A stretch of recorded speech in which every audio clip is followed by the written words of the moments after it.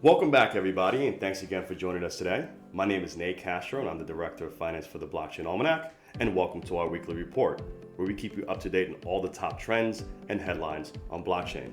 For those of you who aren't familiar with the Blockchain Almanac, we are the go-to educational resource on all things blockchain and cryptocurrency. We want to make sure you know what blockchain is, why it matters, and why you should get involved. And what an interesting week it's been. So let's get you all caught up. So today, we'll review the Blockchain Benchmark Index to give you a comprehensive measure of the overall crypto markets. We'll also take a look at the top blockchain stats and finish off with our blockchain fun facts of the week. So let's begin. Now here we're looking at the BCA benchmark performance. And over the last 7 days, we saw the biggest weekly decline in crypto markets since November of last year. Bitcoin was down 20%, dropping below 8,000. Ethereum was down 20%, dropping below 160, both leveling off and bouncing back from those support levels. Here are a few reasons to consider for the recent price sell-off. Big changes in the Bitcoin hash rate, leading some to believe that less resources are being devoted to maintaining the network. Backed off to a slow start, traders taking gains, margin calls, and overall altcoin shakeout. Now it's hard to pinpoint one major reason for the short-term sell-off, but remember folks, short-term the markets trade on emotion, long-term trade on fundamentals, and we don't see any fundamental changes in the benchmark. Now, not surprising, over the last 30 days, the benchmark was down 16%.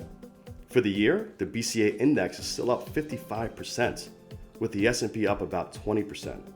The blockchain benchmark continues to outperform and still makes a strong case for crypto as an allocation to your portfolio. Now let's move on to the top blockchain stats for the week.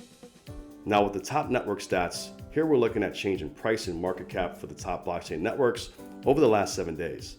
And not surprising to see, every token besides Tether, the stablecoin, was down this week.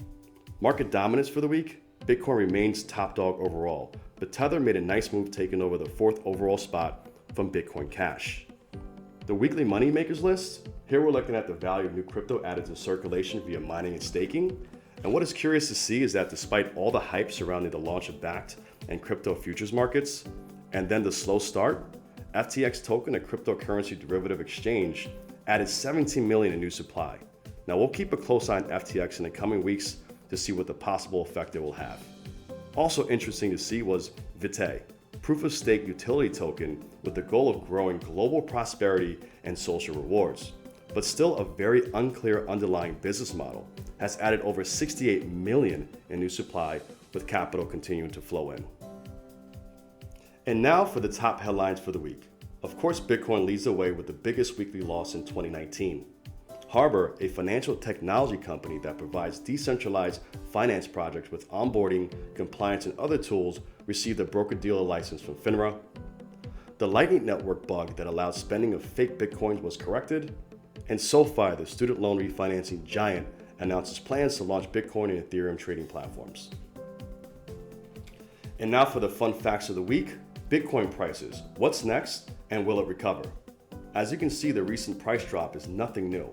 Bitcoin has been around and been alive for 10 years, and every year other than 2015 has made a higher low, market cap has grown, and every fundamental indicator of Bitcoin, usage, wallets, block size, number of transactions, hash rate, all making new highs. And if you missed the best 10 days going back to 2013, your account would be down 25% per year. So as the saying goes, it's not timing the market, but timing the market that truly matters.